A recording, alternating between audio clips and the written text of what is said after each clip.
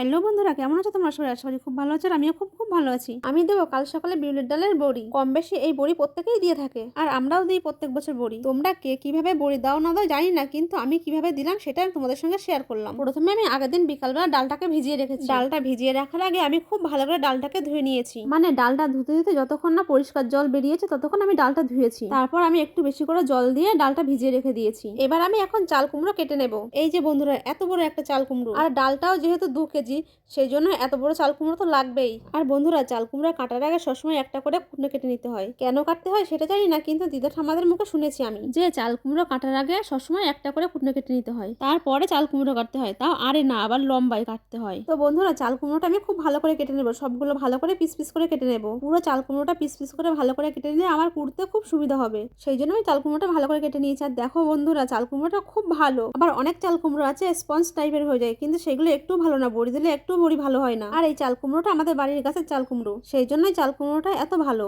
আর তারপরে আমি চাল কুমড়োটা কুড়ানি দিয়ে কুড়ে নেবো ভালো করে। আর এই চাল কুমড়োটা কুড়াতে কুড়াতে অনেক টাইম লেগে গিয়েছিল, আর কুড়াতে কুড়াতে আমার হাতটাও খুব ব্যথা করছিল, তাও কুড়িয়ে নিলাম আস্তে আস্তে। বছরে এই একটা বাড়ি তো বড়ি দেওয়া হয়।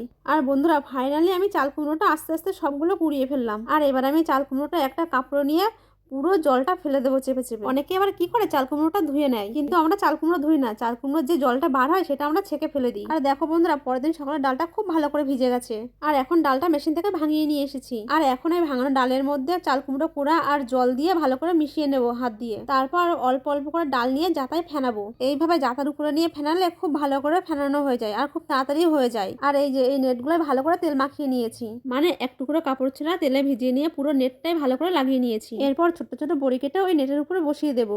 আর এইভাবে বড়ি কেটে দিতে আমার কিন্তু খুব ভালো লাগে। আর তোমরা দেখো বন্ধুরা, বড়িগুলো কত সুন্দর লাগছে। সব বড়িগুলো এক সমান হয়েছে একদম।